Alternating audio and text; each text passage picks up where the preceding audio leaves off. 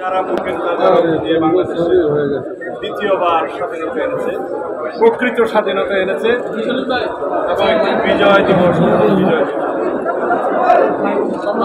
এই স্বাধীনতাকে, এই বিজয় দিবসকে আমাদের অর্থবহ করতে হবে। এই দেশে সুষ্ঠু গণতান্ত্রিক কাঠামোগুলোকে আমরা সুন্দরভাবে সংস্কার করে একটি প্রকৃত গণতান্ত্রিক রাষ্ট্র হিসাবে এই দেশের জনগণ,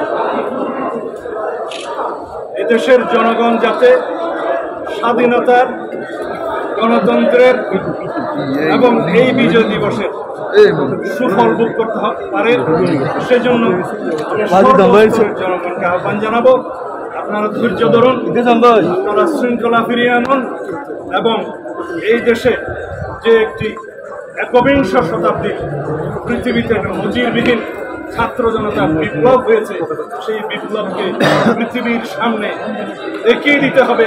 এই রক্তাক্ত বিপ্লবের মধ্য দিয়ে এই রক্তস্নাত বাংলাদেশকে আমরা প্রকৃত একটি গণতান্ত্রিক এবং আইনের শাসনের রাষ্ট্র পেরেছি।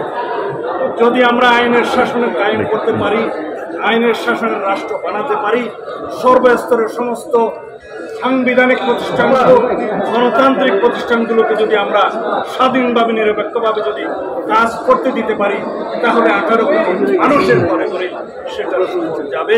ইনশাআল্লাহ অর্থনৈতিকভাবে আমরা এগিয়ে যাব। এই দেশ মেরুদণ্ড শির দাঁড়া করে পৃথিবীর সামনে বলতে পারবে আমরা বীরের জাতি, আমরা রক্ত দিতে জানি। এই পৃথিবীর মানুষের সামনে প্রমাণ করতে হবে এই জাতিকে কেউ দমিয়ে রাখতে পারবে না। আমরা বহিঃশত্রুর আক্রমণ থেকে এই দেশকে রক্ষা করব ইনশাআল্লাহ।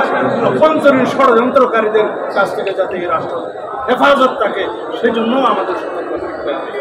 এই মুহূর্তে আমাদের সবচেয়ে বড় দরকার আমরা সবাই ধৈর্য ধারণ করি, শৃঙ্খলা ফিরিয়ে আনি, সমস্ত জায়গায় আইন শৃঙ্খলা পরিস্থিতির উন্নতি করি এবং আমরা যেন সকল গোষ্ঠীর, সমস্ত ধর্ম, বর্ণ, দল, মত নির্বিশেষে সকলকে সমভাবে যেন আমরা সমদৃষ্টিতে দেখি এবং এই দেশের সকলকে আমরা বাংলাদেশি হিসেবে যেন আমরা তাদেরকে মূল্যায়ন করি। এখানে আমরা সব মুক্তি, এই বিজয় আমাদের সকলেরই, আমাদের সকলকে এই দেশকে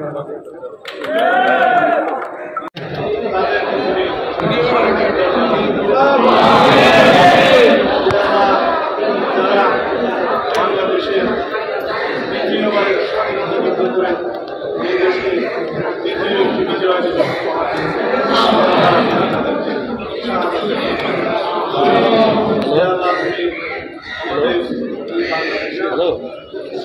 আমি যে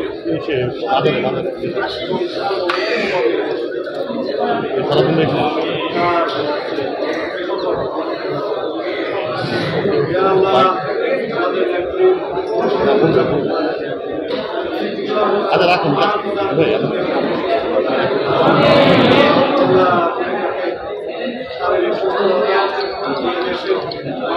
আমি ছাত্র তো কাজে যে কাজ করি।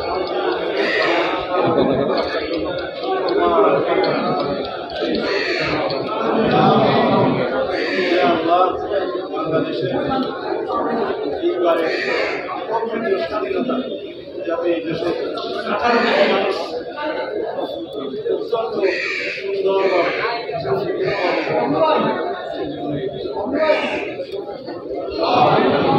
এই দেশকে